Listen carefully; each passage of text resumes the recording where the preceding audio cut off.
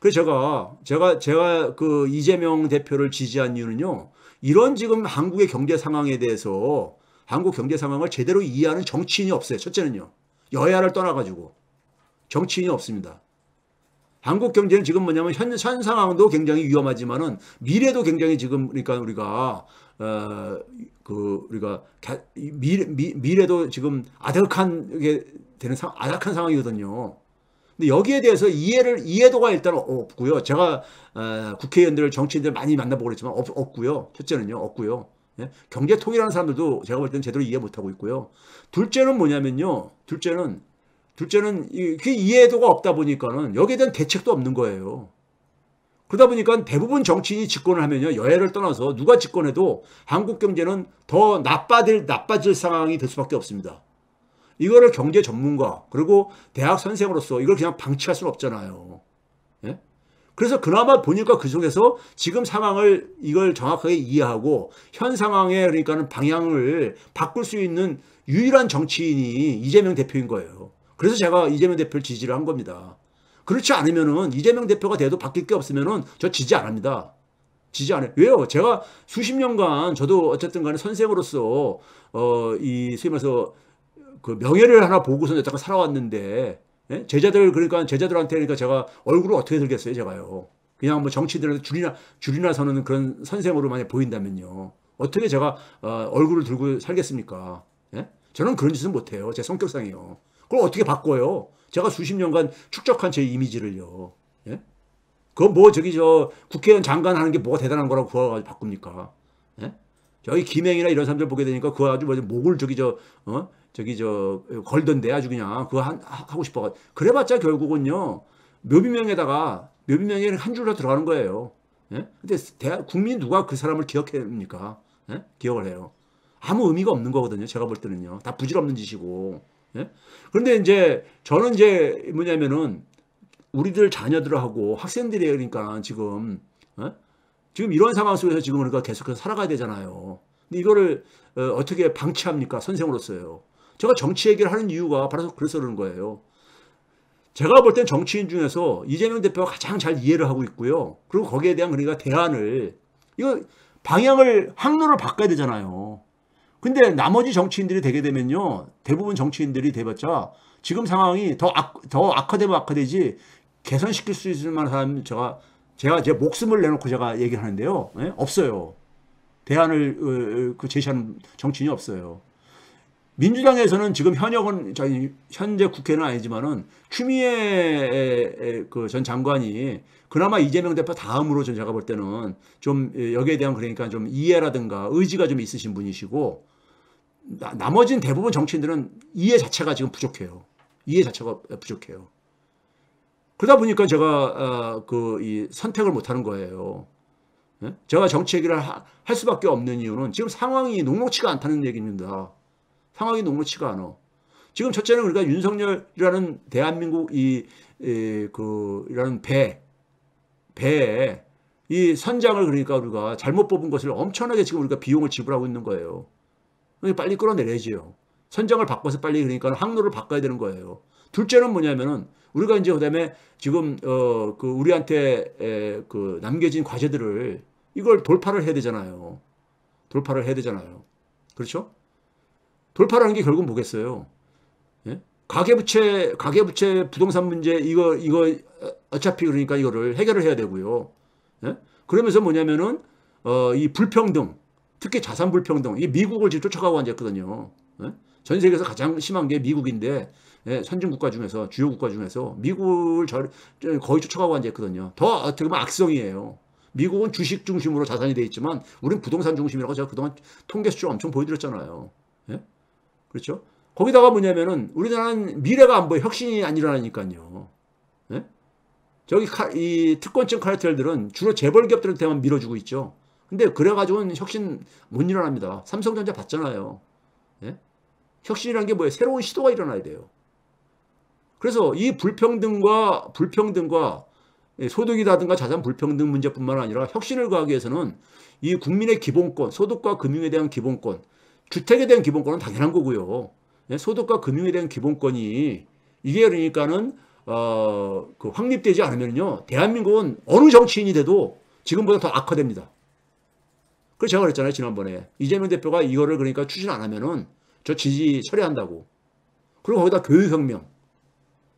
교육혁명도, 예? 이 혁신을 만들어내기 위해서는, 미래를 만들어내기 위해서는 결국은 사람이 문제인 거거든요. 사람이 문제인 거예요. 제가 교육은 사람을 만드는 일이라고 제가 정의를 하거든요. 예? 미래 사회를 만들 수 있는 사람을 육성을 해야 되는 거잖아요. 지금 근데 우리나라는 교육은 과거 산업화 시대 때, 예? 소위 그러니까 자본의, 물적 자본의 도구 역할만 하는 이런 이제, 근데 그런 노동력은 더 이상 그러니까 일자리도 보장이 안 되어지고요. 혁신을 만들어낼 수 없죠. 자, 그런 점에서 그래서 제가 이제 그래서 이 정치 얘기를 하는 겁니다. 지금 문제를 제가 미국 문제가 바로 정치 실패에서 비롯됐다 그러잖아요. 예? 이런 굉장히 혼란스러운 상황이에요. 전 세계가요. 근데 대한민국은 그 중에서도 굉장히 악성으로 지금 진행되고 있다 이거죠. 성장률 조금 있으면 이제 멈춥니다. 멈춰요. 성장률이 멈춘다는 얘기는 전체 국민들의 소득의 평균이 멈춘다는 얘기지만은 평균보다 밑에 있는 사람이 더 많아요. 50% 넘어요. 그 사람들은 줄어든다는 얘기입니다. 위에는 올라갈 게 아닙니까, 여전히. 예? 상위층들은 소득이 올라갈 게 아닙니까? 예? 성장이 중단돼도. 그래서 이거는 여러분 국민들이 자기 혼자 살 길을 찾아가지고는 답을 만들 수가 없습니다. 자기 혼자 살 길을 찾아가지고는요. 사회 구조를 바꿔야 돼요. 사회 구조를 혁명적으로 바꿔야 됩니다. 혁명이라는 게 별게 아니에요. 과거에 낡은 집이 수명이 다 됐어. 그럼 낡은 집 부시고 새 집을 지어야죠. 낡은 집을 계속 땜질을 해가지고 거기다가 그러니까 비용 들어가는 것이 새 집을 짓는 것보다 비용이 더 많이 들어가는 거예요. 지금 상황이요. 그리고 그거 가지고 며칠 못 살고요. 예? 우리가 오랫동안 낡은 집에 살게 되면은 여기저기 수선을 하면서 처음에 쓰지만은 일정 시점이 지나게 되면은 그 수리수선 비용이 더 많이 들잖아요. 새로 새 집을 짓는 것보다요. 새 집을 짓는 일이 이게 혁명인 거예요. 이게 그러니까 그런 각오를 가지고 그러니까 대한민국을 바꾸지 않으면요, 대한민국은 미래 없습니다. 솔직히 말해서요. 제가 40년 넘게 이 공부를 해왔지만은 철 들고 나서 답이 없어요. 그럼요. 예? 국민들이 그러니까는 특히 뭐냐면 이 깨시민들이 아마 이 방향성에 대해서 같이 공유를 하고 그래가지고 대한민국의 이 정치 현실을 바꿔야 됩니다. 그렇지 않으면 대한민국 미래, 우리 아이들의 미래는 없습니다. 끔찍한 사회가 될 겁니다. 네? 자, 그런 점에서요. 그런데 제가 그랬잖아요. 우리가 미국보다 나은 이유는 미국에는 그런 정치인이 지금 안 보여요. 안 보여. 예? 근데 우리는 뭐냐면은, 이재명이라는 정치인이 하나가 어쨌든 간에 우리한테 큰 자산은 남아있잖아요. 예? 남아있잖아요.